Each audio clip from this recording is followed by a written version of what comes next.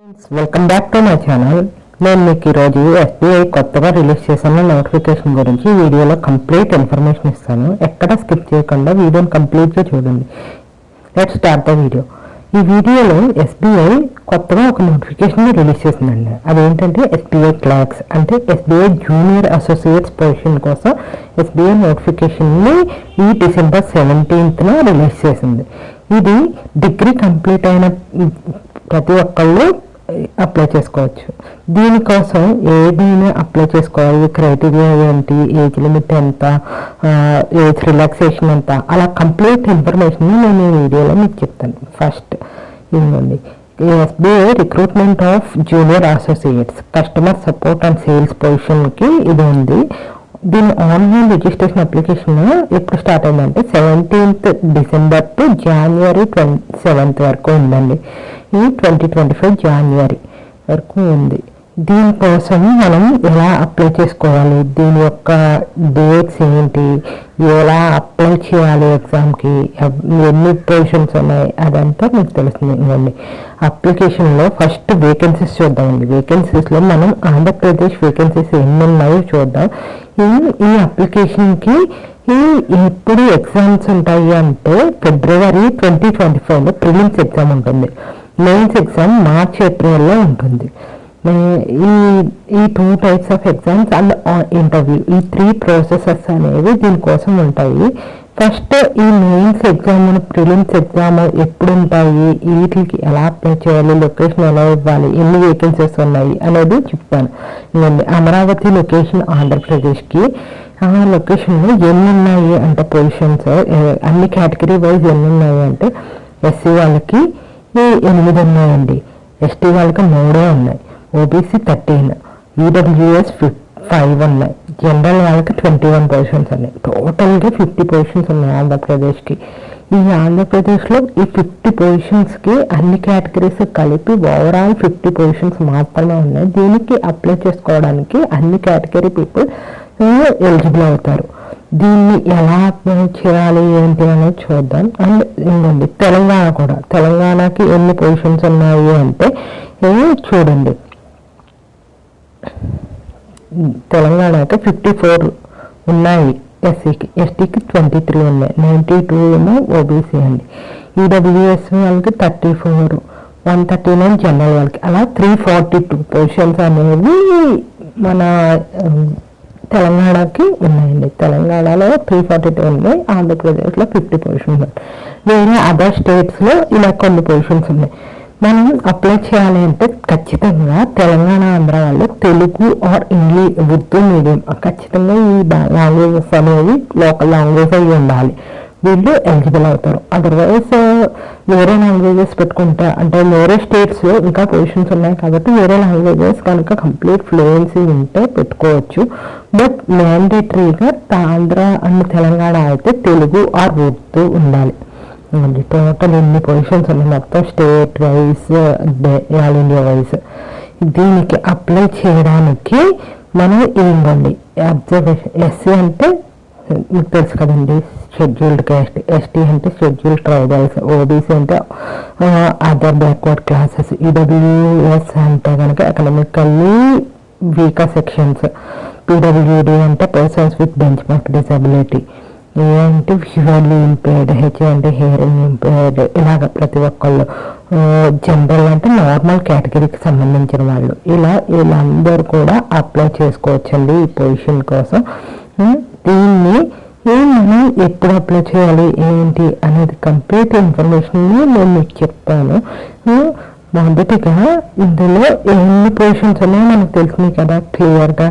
ఇవ్వండి, చూడండి ఎవరెవరు ఏ కేటగిరీలోకి వస్తారా అనేది కూడా క్లియర్గా మీకు చూపిస్తున్నాను. నెక్స్ట్ ఇంకా ఏంటంటే నెక్స్ట్ ఎవరెవరు దేనికి సంబంధించిన క్రిమినల్ వాళ్ళు, నాన్ క్రిమినల్ వాళ్ళు అలా ఉంటాయండి. అవన్నీ మీకు ఈ వీడియోలో ఈ నోటిఫికేషన్లో చదువుకుంటే అర్థమవుతుంది. నెక్స్ట్ వచ్చి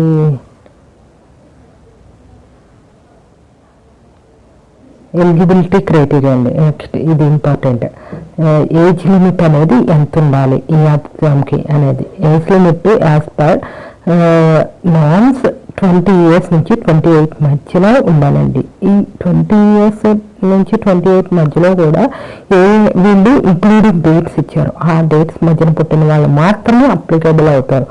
అలా ఎవరంటే April 1st 2024 వరకు ఉండాలి. ముందు పుట్టిన వాళ్ళు ఎవరంటే April 2nd 1996 నుంచి April 1st 2024 ఇన్ బిట్వీన్ వాళ్ళు మాత్రమే అప్లికేబుల్ అండి ఇది అప్లై చేయడానికి. సో మీకు ఇది దాని డేట్స్ తెలిసినాయి కదా, బోత్ ఇంక్లూజివ్ డేట్స్ అనేవి. తర్వాత ఏజ్ రిలాక్సేషన్ ఎవరికి ఉంది, ఎంత అప్పర్ ఏజ్ లిమిట్ వరకు అప్లై చేసుకోవచ్చు అంటే SC ST కేటగిరీ వాళ్ళకి 5 years ఉంది, OBC వాళ్ళకి 3 years, PWBD వాళ్ళకి అందులో జనరల్ ఉంటారు, EWS ఉంటారు, వాళ్ళకి 10 years ఉంది. PWDలో SC ST వాళ్ళకి 15 years ఉంది, OBC వాళ్ళకి 13 years ఉంది.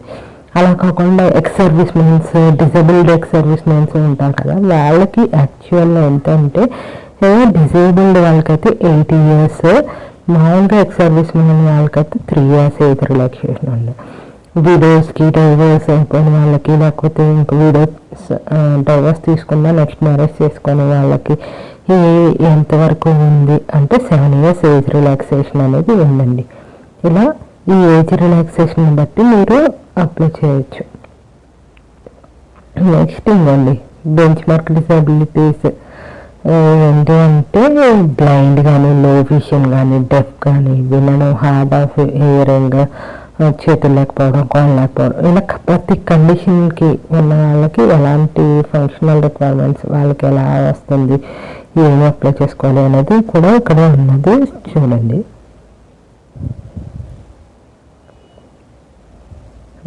హియరింగ్, మల్టిపుల్ డిసబిలిటీస్ ఉన్నవాళ్ళు, విజువల్లీ ఇంపేర్డ్ పర్సన్స్ అందరికీ ఉందండి.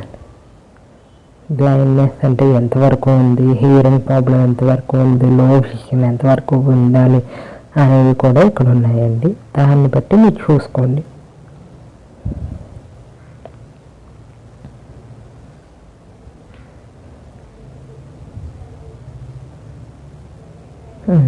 నెక్స్ట్ ఇది డిసబిలిటీస్ గురించి కంప్లీట్ ఇన్ఫర్మేషన్ మీకు ఇక్కడ ఇచ్చారు. అదంతా మీరు చూసుకుని ఎలాంటి అప్లికేబుల్ అవుతారో అది అప్లై చేసుకోండి. నెక్స్ట్ ఇంపార్టెంట్ ఏంటంటే సెలెక్షన్ ప్రొసీజర్ అండి. ఈ సెలెక్షన్ ప్రొసీజర్లో ఎవరు ఎలా సెలెక్ట్ అవుతారు అనే దానికోసం అంటే ఏ టైప్ ఆఫ్ ఎగ్జామ్స్ ఉంటాయి, ఎన్ని మార్క్స్కి ఉంటాయి, ఎంత టైం ఉంటుంది, మొత్తం కంప్లీట్ ఇన్ఫర్మేషన్ ఈ సెలెక్షన్ ప్రొసీజర్లో మనకు తెలుస్తుంది. ఫస్ట్ సెలెక్షన్ ప్రొసీజర్ 2 levelsలో జరుగుతుంది. అది కంప్లీట్ ఆన్లైన్ టెస్ట్లో జరుగుతాయండి. ఒకటి ప్రిలిమినరీ, ఒకటి మెయిన్స్ ఎగ్జామ్. ప్రిలిమినరీ ఎగ్జామ్ అనేది ఏ టైప్ ఆఫ్ అంటే 100 మార్క్స్కి ఉంటుంది.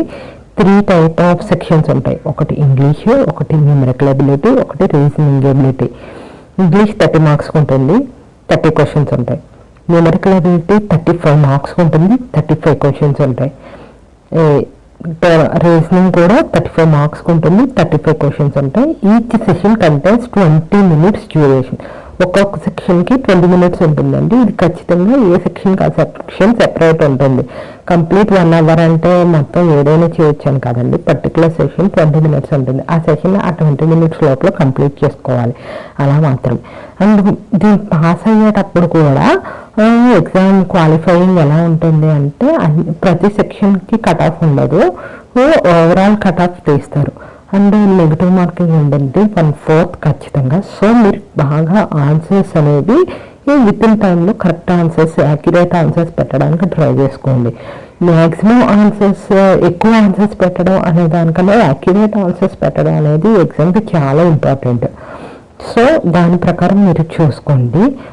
నెక్స్ట్ ఏంటంటే మీరు ప్రతి సెక్షన్కి క్వాలిఫైయింగ్ మార్క్స్ ఉన్నాయి, ఓవరాల్ క్వాలిఫైయింగ్ మార్క్స్ ఉంటాయి కాబట్టి ఈ మార్క్స్ ఎన్ని అనేది ఇప్పుడు మనకు తెలియదు. ఎగ్జామ్ అప్లై చేసిన తర్వాత ఎంతమంది అప్లై చేస్తారో అనే దాని మీద బేస్ అయి ఉంటుంది.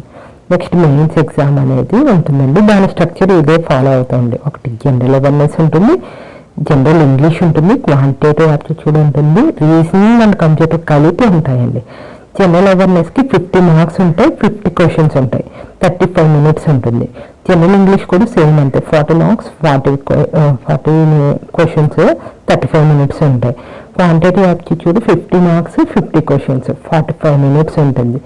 రీజనింగ్ అండ్ కంప్యూటర్ కలిపి ఉంటాయి. దీంట్లో 50 క్వశ్చన్స్ ఉంటాయి, 50 మార్క్స్, 60 మార్క్స్ ఉంటాయి, 45 minutes ఉంది.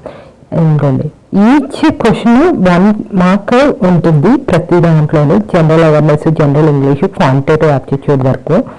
రీజనింగ్ అండ్ కంప్యూటర్ మాత్రం మార్క్స్ ఎక్కువ, క్వశ్చన్స్ తక్కువ ఉంటుంది. 50 క్వశ్చన్స్కి 60 మార్క్స్ రావాలి. Total time duration 2 hours 40 minutes ఉంటుంది.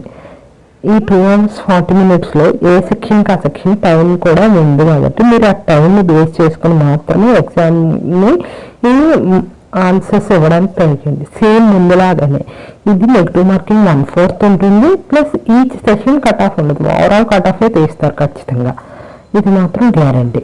సో మీరు బాగా ఎక్కువ ఆన్సర్స్ ఇచ్చేద్దామనే తొందరలో రాంగ్ ఆన్సర్స్ కన్నా యాక్యురేట్ ఆన్సర్స్ ఇవ్వడానికి మ్యాక్సిమం ట్రై చేయండి. ఎందుకంటే ఎంతమంది అప్లై చేశారో అనే దాని మీద బేస్ అయి మాత్రమే కట్ ఆఫ్ వాళ్ళు తర్వాత నిర్ణయిస్తారు. ఇప్పుడు మనకి కట్ ఆఫ్ ఎంత రావాలి అనేది మనకు తెలియదు. సో మ్యాక్సిమం అక్యురేట్ ఆన్సర్స్ ఇవ్వడానికి చేయండి. Next pay scale. Pay scale ఎంత ఉంటుంది అంటే మినిమం 24,050 rupees ఉంటుందండి ఈ పే స్కేల్. ప్లస్ అలవెన్సెస్ ఉంటాయి. అండ్ ఈ అలవెన్సెస్ అనేవి మీకు పడిన సిటీ బట్టి, అంటే కొంతమంది మెట్రోపాలిటన్ సిటీస్లో వర్క్ చేసే వాళ్ళకి ఈ 24,000 ఎవరికి సరిపోదు కదా, దానికి మెట్రోపాలిటన్ సిటీస్ వాళ్ళకి అలవెన్సెస్ అనేవి ఇస్తారు. లైక్ ముంబై, బెంగళూరు అలా మెట్రోపాలిటన్ సిటీస్ వరకు. రూరల్ ఏరియాస్ వాళ్ళకి వాళ్ళ బేస్డ్ స్కేల్ ఉంటుంది. సో అందుకని ఇక్కడ పే స్కేల్ కూడా డిఫరెన్సియేషన్స్ ఉన్నాయి. కానీ మినిమం 24,000 అనేది కంపల్సరీ ఉంటుంది. అండ్ నెక్స్ట్ ప్రొవిషన్ పీరియడ్ అనేది ఒకటి ఉంటుందండి. ఆ ప్రొవిషన్ పీరియడ్ అనేది 6 months ఉంటుంది. దాంట్లో 6 months ట్రైనింగ్ ఇస్తారు మీరు బ్యాంకింగ్ మీద. ఆ 6 monthsలో ప్రొవిషన్ పీరియడ్లో మీరు క్వాలిఫై అంటే ఓకే అనిపించుకోలేకపోతే కనుక నెక్స్ట్ ఇంకా ప్రొవిషన్ పీరియడ్ అనేది ఎక్స్టెండ్ అవుతుంది బేస్డ్ ఆన్ యువర్ పెర్ఫార్మెన్స్. అలా కాకుండా ఇంకా ఓకే అనుకుంటే ప్రొవిషన్ పీరియడ్ 6 monthsకి అయిపోతుంది. నెక్స్ట్ మీ వర్క్ ఫీల్డ్ వర్క్లోకి వెళ్ళిపోతారు. ఫీల్డ్ వర్క్ అంటే నెక్స్ట్ ఆఫీస్ వర్క్లోకి వెళ్ళిపోతారు. అది ప్రొవిషన్ అనేది మ్యాక్సిమం ముందు ఎక్స్టెండ్ అవ్వదు, కానీ పీపుల్ని బట్టి. నెక్స్ట్ ఫీజు ఎలా ఉంటుంది అంటే fees structure non refundable fees structure అండి. ఇందులో ఎస్సీ, ఎస్టీ, పీడబ్ల్యూడీ, ఎక్సెస్, డిఎక్సెస్ వీళ్ళకి నో ఫీజ్ అండి, అసలు మాత్రం కట్టక్కర్లేదు. సెకండ్ జనరల్, ఓబీసీ, ఈడబ్ల్యూఎస్ వీళ్ళకి మాత్రం 750 rupees ఫీజు ఉంటుంది. ఖచ్చితంగా వీళ్ళ ఫీజు అనేది అప్లై చేయాలి, plus non refundable. And next how to apply అంటే ఇదిగోండి ఇక్కడ ఇది ఖచ్చితంగా ఆన్లైన్ మోడ్ అండి. మీరు ఎక్కడికి వెళ్ళి అప్లై చేయడం ఉండదు, ఆన్లైన్లోనే అప్లై చేసుకోవాలి. ఇదిగోండి ఈ లింక్స్ ఉన్నాయి కదా, ఈ లింక్స్లో మాత్రమే మీకు అప్లికేషన్ అనేది డౌన్లోడ్ అవుతుంది. ఈ 2 linksలో మాత్రమే మీకు రిక్రూట్మెంట్ ఆఫ్ జూనియర్ అసోసియేట్ 2024 అనేది కనిపిస్తుంది. ఈ లింక్స్ ద్వారా మీరు అప్లై చేసుకోవచ్చు. ఒకవేళ మీకు ఏదైనా హెల్ప్ డెస్క్ అవసరం ఉంటే ఇక్కడ నెంబర్స్ లేకపోతే వాళ్ళ మెయిల్ ఐడీస్ ఉన్నాయి, వాళ్ళకి మెయిల్స్కి మెయిల్ చేసినా వస్తాయి, వాళ్ళు రెస్పాండ్ అవుతారు. నెక్స్ట్ గైడ్లైన్స్ ఎలా అప్లై చేయాలి, ఏమేమి ఫిల్ చేయాలి అనేది ఇక్కడ ఉంది చూడండి. ఈ గైడ్లైన్స్లో ఫస్ట్ మీరు ఏం చేయాలి, photograph, signature, left thumb impression, hand written declaration, ఈ 4 కంపల్సరీ మీ డీటెయిల్స్ ఇచ్చాక ఈ 4 అప్లోడ్ చేయాల్సిన డాక్యుమెంట్స్ అండి. సో ఈ 4ని మీరు పెట్టుకోండి. ఈ 4లో ఫోటోగ్రాఫ్ అనేది చూసుకోండి, ఖచ్చితంగా అది ఉండాలి. Signature, latest signature, latest photograph ఉండాలి. లెఫ్ట్ హ్యాండ్ ఇంప్రెషన్ ఉండాలి. ఒకవేళ లెఫ్ట్ హ్యాండ్ లేకపోతే రైట్ హ్యాండ్ది ఇంక్లూడ్ చేసుకోవచ్చు. డిక్లరేషన్ ఫామ్కి కింద ఆల్రెడీ ఇచ్చారు చూడండి, ఆల్రెడీ ఒక డిక్లరేషన్ మెటీరియల్ ఇచ్చారు, ఆ మెటీరియల్ ప్రకారం చేయాలి. అది మీ name of the candidate, for example మీ నేమ్ రాయండి, తర్వాత డేట్ ఆఫ్ బర్త్ రాయండి. Hereby declarative that the information submitted by మీ in the application form is correct అంటే మీరు ఇచ్చిన ఇన్ఫర్మేషన్ అంతా కరెక్ట్, ట్రూ అండ్ వ్యాలిడే.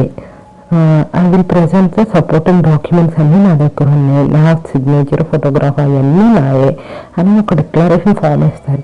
ఈ డిక్లరేషన్ ఫామ్ మీనింగ్ ఏంటంటే నెక్స్ట్ మీరు జాయిన్ అయ్యాక ఏదైనా రిమార్క్ వస్తే మీకు ఏ యాక్షన్ అయినా తీసుకోవచ్చు. సో మీరు ఈ డిక్లరేషన్ విషయంలో చాలా జాగ్రత్తగా ఉండాలి. అండ్ లెఫ్ట్ థంబ్ ఇంప్రెషన్ లేకపోతే రైట్ థంబ్ తీసుకోవచ్చు. నెక్స్ట్ ఇవ్వండి సెంటర్స్ ఏమేమి ఉంటాయి, ఏమేమి సెంటర్స్ ఎగ్జామ్ రాయాలి.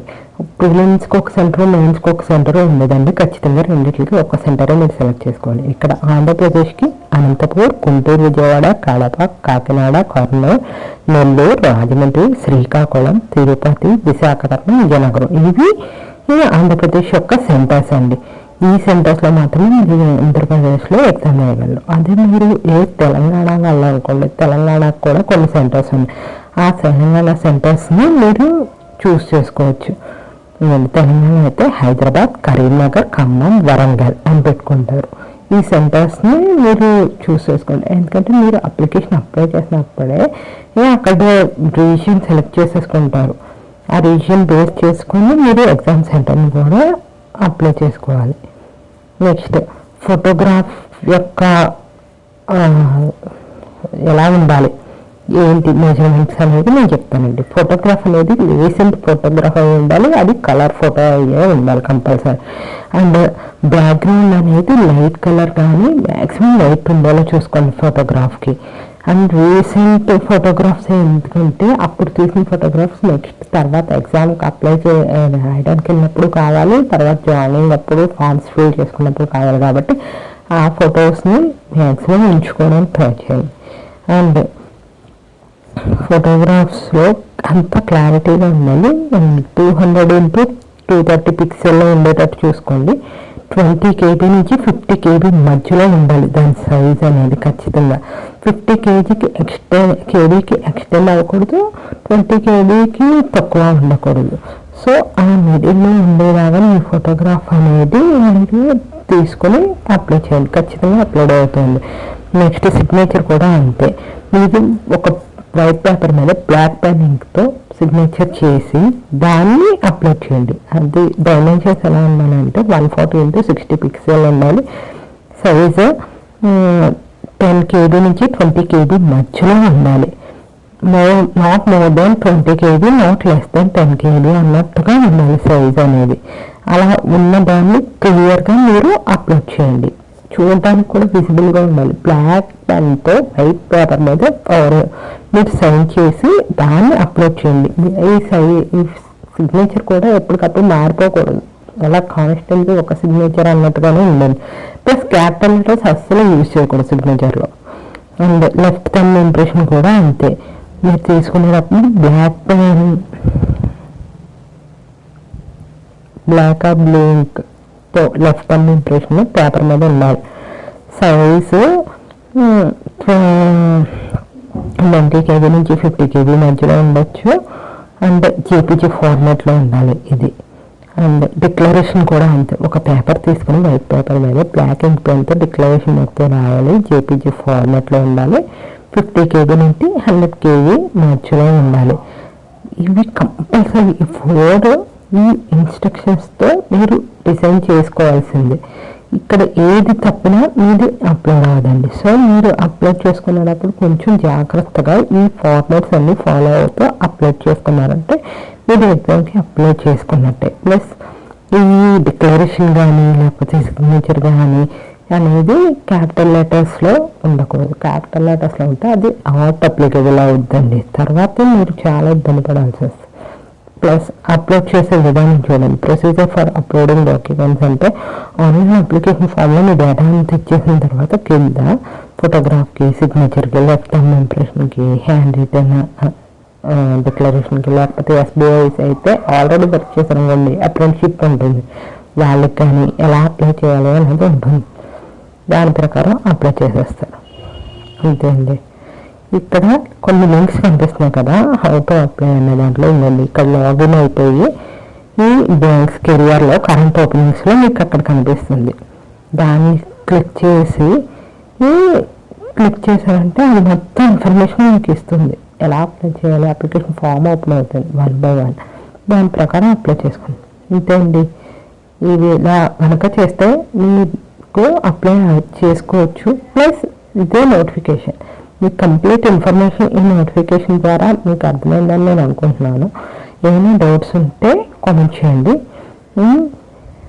అండ్ ఇంకా మీకు ఎలా అప్లై చేయాలి, అప్లై వీడియో కూడా కావాలి అంటే కూడా కామెంట్ చేయండి, నేను చేస్తాను అప్లై చేసే వీడియో కూడా. అండ్ ఇంకా ఏమైనా డౌట్స్ ఉంటే కామెంట్ చేయండి. ఈ లింక్స్ ద్వారా మీరు కంపల్సరీ ఇదే లింక్స్ని యూజ్ చేసి అప్లికేషన్ని అప్లై చేసుకోవచ్చు. కొత్తగా అప్లై చేసుకునే వాళ్ళకి కూడా ఈ వీడియో చాలా యూజ్ అవుతుంది. సో ఈ వీడియో ద్వారా మీకు ఇన్ఫర్మేషన్ కరెక్ట్గా వచ్చిందని నేను ఆశిస్తున్నాను. అంతే అండి. Thank you for the video. Please subscribe my channel.